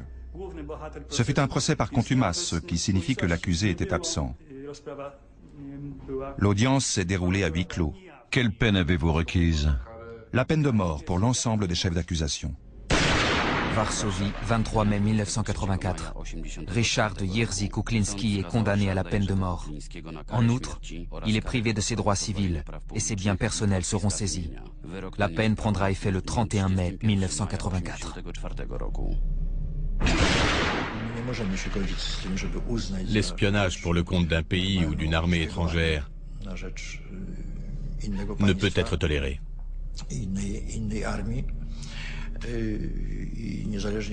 Quelle que soit la manière dont on l'envisage, cela demeure un acte d'espionnage, de désertion.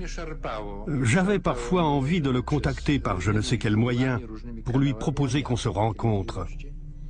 Je voulais lui demander pourquoi il avait fait ça, comment il s'y était pris. J'aurais aimé lui poser quelques questions d'ordre professionnel. Il a trahi la Pologne et les forces armées. Il nous a trahis, a bafoué notre éthique. Il a rompu le serment. J'ignore pourquoi il a rompu. Certainement pour des raisons crapuleuses. Que fait un officier s'il constate que ses supérieurs trahissent le pays et la société au profit d'un pouvoir extérieur, en l'occurrence l'Union soviétique? Voilà dans quelle situation était Kuklinski. C'est une décision très difficile à prendre pour un officier. Selon moi, on ne doit pas lui reprocher d'avoir choisi de défendre la Pologne plutôt que de faire montre de dévouement pour la bureaucratie militaire. Auriez-vous fait la même chose? J'espère que j'en aurais eu le courage. C'est bien plus facile de ne pas agir.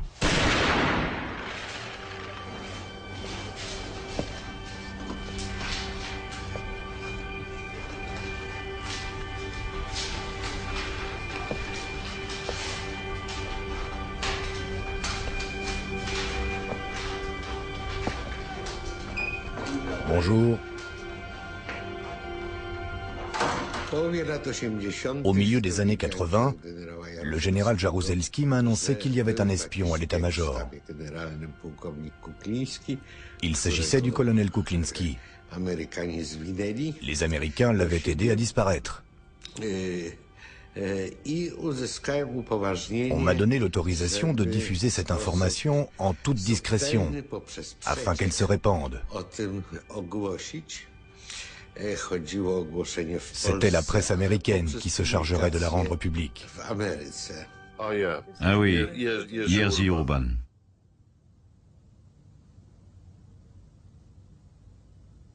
A-t-il essayé d'agir? Il n'y a pas grand-chose à faire quand l'article a été publié à la une du Washington Post. On ne peut pas l'effacer. Il était très contrarié. Il voulait rentrer. Il m'a rendu visite et m'a dit « Sue, je dois retourner en Pologne. »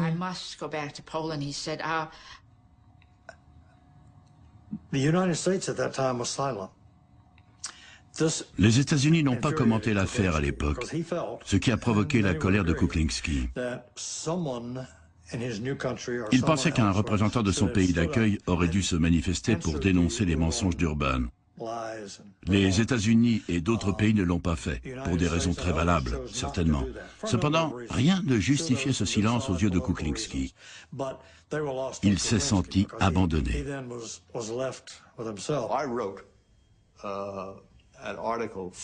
J'ai rédigé un article pour le Washington Times, dans lequel j'accusais le gouvernement d'avoir oublié le colonel Kuklinski. C'était injuste. Je pense à cette réplique d'une pièce de von Schiller, la conjuration de Fiesque à Gênes. Le mort a fait sa besogne, le mort peut s'en aller. On ne pouvait pas le traiter de la sorte.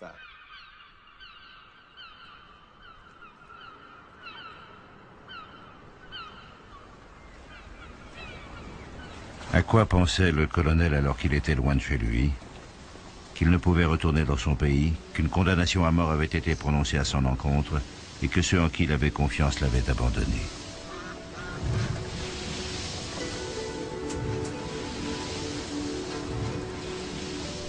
Comment avait-il baptisé son bateau? La ligne d'ombre. C'est le titre d'une œuvre de Conrad.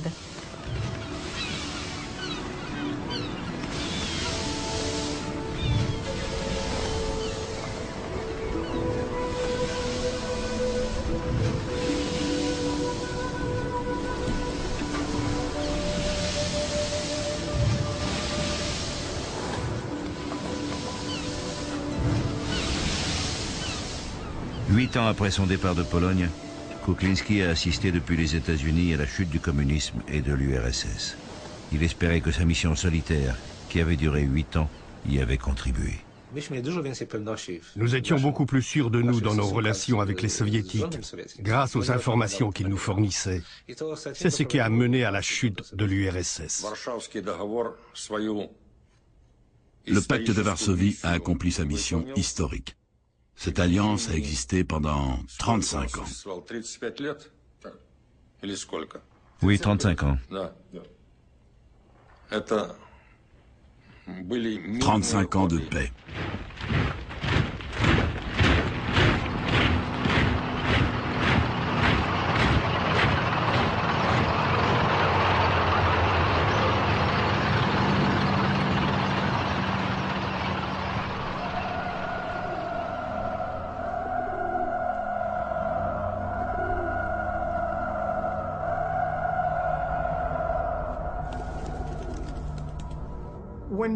La Pologne est redevenue un pays libre. Malgré cela, la condamnation à mort du colonel Kuklinski a été maintenue pendant plusieurs années, ce qui me semblait incompréhensible. Je suis certain que ça l'a surpris. Ressentait-il de l'amertume? Par moments, oui, j'étais amer moi aussi. Pourquoi a-t-il fallu attendre si longtemps? Toutes les personnes que j'ai nommées étaient d'anciens communistes. Je ne pouvais pas faire appel aux Polonais qui étaient partis en Amérique ou ailleurs, n'est-ce pas? C'est pourquoi je ne faisais confiance à personne et je n'abordais jamais les sujets sensibles. Les personnes qu'il respectait, et notamment Walesa, ne comprenaient pas ce qu'il avait fait. Il en souffrait beaucoup. J'espère qu'un jour l'histoire réglera ce conflit et que Kuklinski sera jugé équitablement. Je le répète, je pense que c'est un héros de cette époque. Je n'aurais pas pu faire ce qu'il a fait et lui n'aurait certainement pas pu faire ce que j'ai fait. Ensemble, nous avons libéré la Pologne. Aujourd'hui, à Fort Myer, dans le comté d'Arlington en Virginie, les États-Unis rendent hommage à Kuklinski. Malgré nos demandes répétées, nous n'avons pas obtenu l'autorisation de filmer la cérémonie, car des agents de la CIA en fonction y assistent.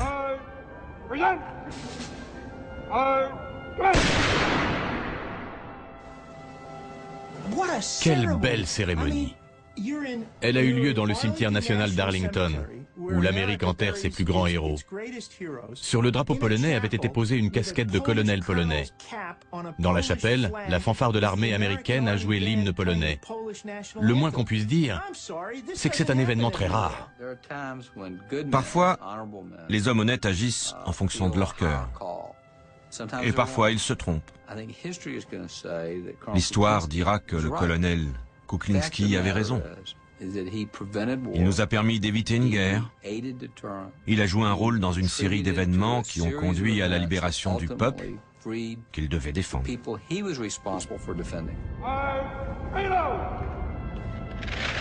Nous avons tout de même pu filmer l'enceinte de Fort Myer.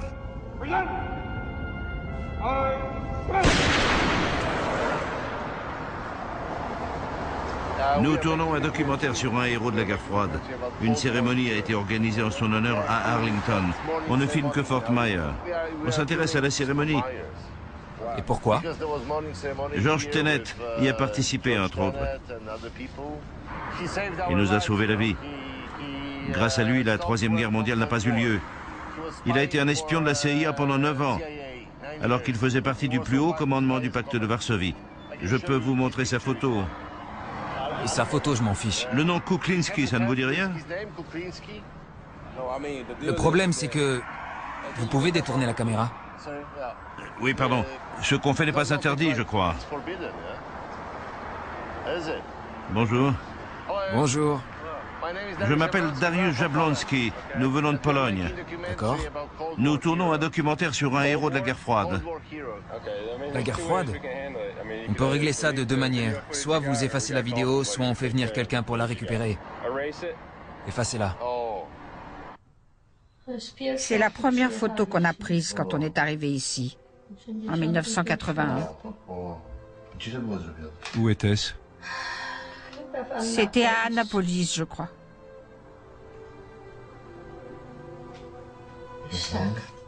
Ça, c'est la remise de diplôme de mon fils. Voilà une autre photo de lui. Lui, c'est Bogdan? Bogdan, oui.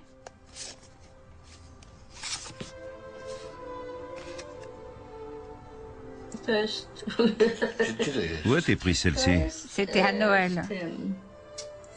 Là, c'est la petite amie de mon fils aîné. Et là, la femme de Bogdan. C'est lui qui prend la photo.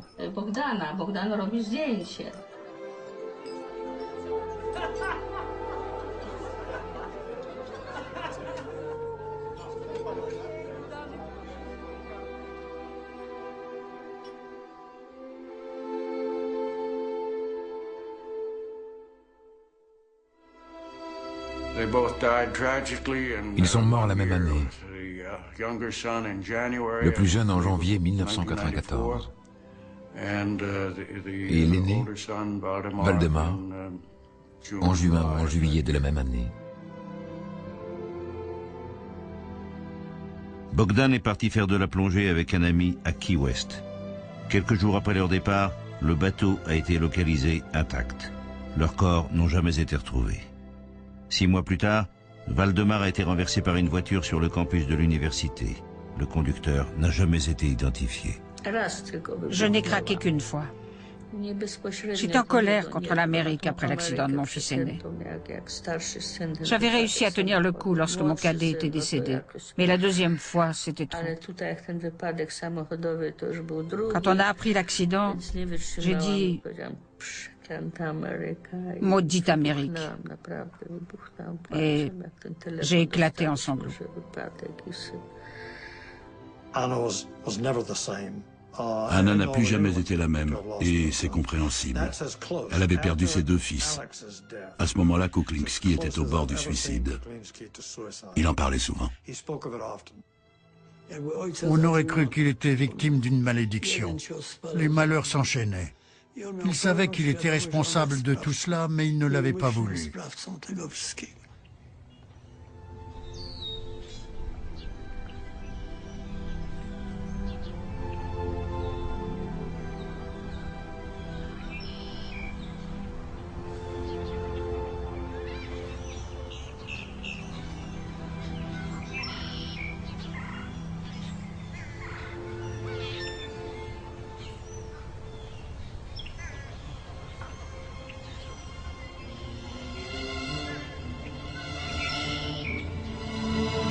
Vous pensez que c'était un accident? Oui. Vous en êtes sûr? Oui. Était-ce des accidents? Oui. Vous en êtes sûr? Les agents de la CIA affirment que ce sont des accidents. C'est très certainement le cas. Je n'ai aucune raison de penser le contraire. Cependant, après plusieurs années passées à traiter avec l'Union soviétique et le KGB, je peux dire que des actes de ce genre ont été déjà commis. Nous n'avons jamais essayé d'enlever Kuklinski et de le ramener en Pologne. Peut-il s'agir d'une décision de Moscou? Ils n'auraient pas fait ça derrière notre dos. Et la mort des fils de Kuklinski? Je crois que c'est une coïncidence. Ce sont de simples accidents.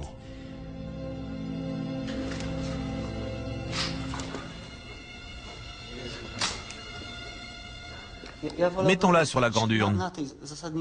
Celle-ci? Très bien. Sortez-la, s'il vous plaît. Madame Kuklinski nous a demandé d'emporter les cendres du colonel Kuklinski et de son fils Waldemar en Pologne. Quand je me suis occupé des formalités au consulat de Pologne, je me suis rendu compte qu'avant nous, elle n'avait trouvé personne à qui demander ce service.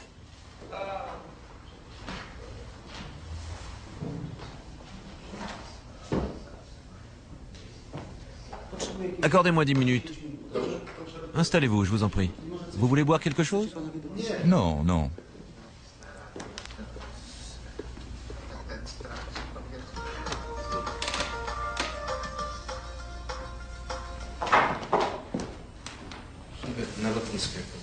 Comment ça se passe à l'aéroport? Inutile d'enregistrer la boîte. Vous la gardez avec vous comme bagage à main. C'est très joli comme décoration. Il a tout sacrifié pour sauver son pays et le reste du monde. Il a réussi sa mission. Quand ce monde l'a abandonné, a-t-il regretté d'avoir fait tout cela?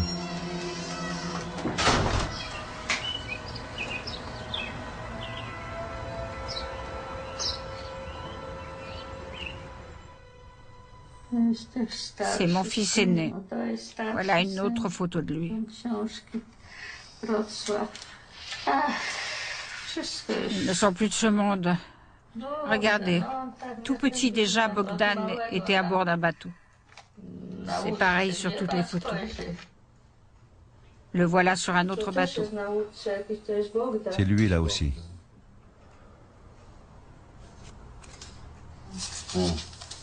C'était à Noël. On leur avait offert un petit train.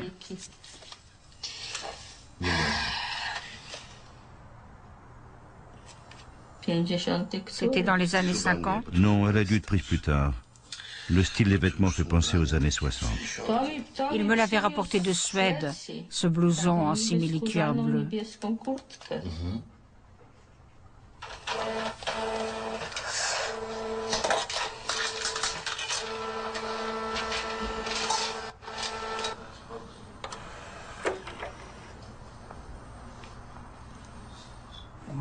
Quelle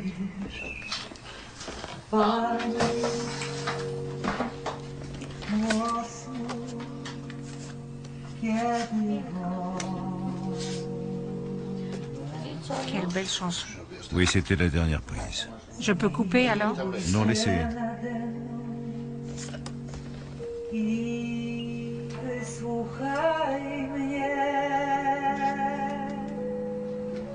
Il l'écoutait souvent? Oui, très souvent.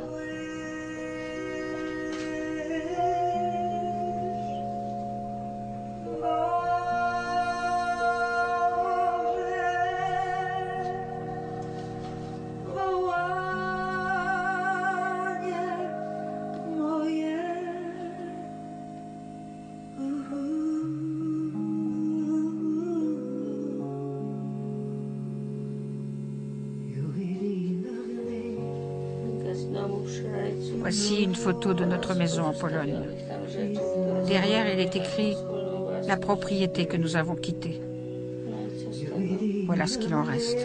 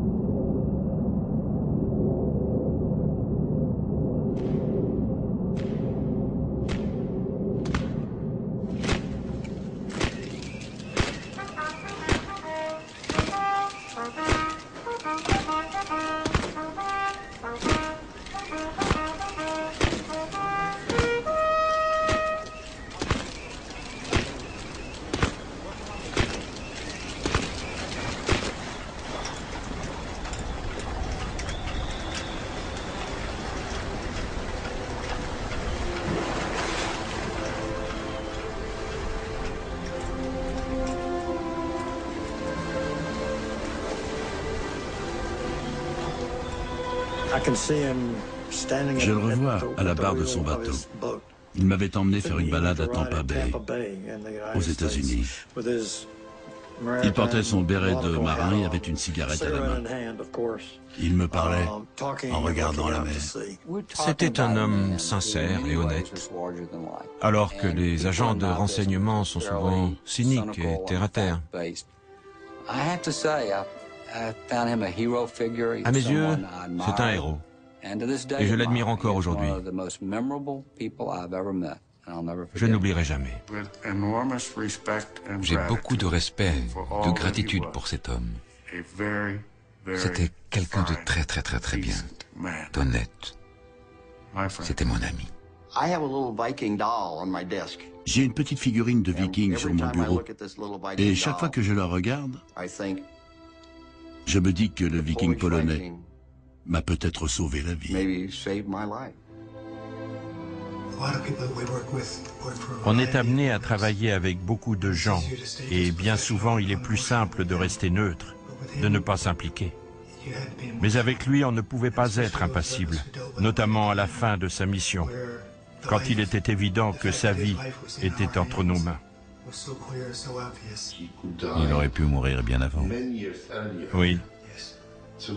Avez-vous l'impression que c'est grâce à vous qu'il a pu commencer une nouvelle vie ici?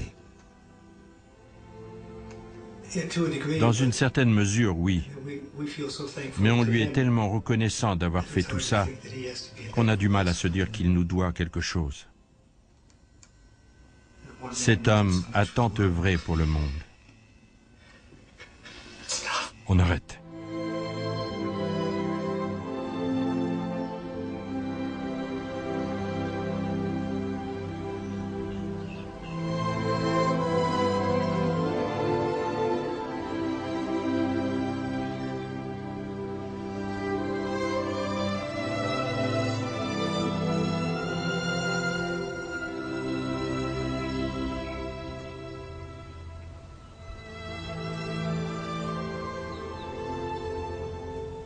Ce n'est pas facile pour moi de dire que je ne regrette pas d'avoir fait tout cela. Si c'était à refaire, je recommencerais, mais je serais plus efficace. J'étais toujours mécontent. J'avais le sentiment que je n'en faisais pas assez, que mes efforts n'avaient pas les résultats escomptés. Si je pouvais tout reprendre à zéro, je serais plus efficace, plus agressif. Il ne me reste que les souvenirs.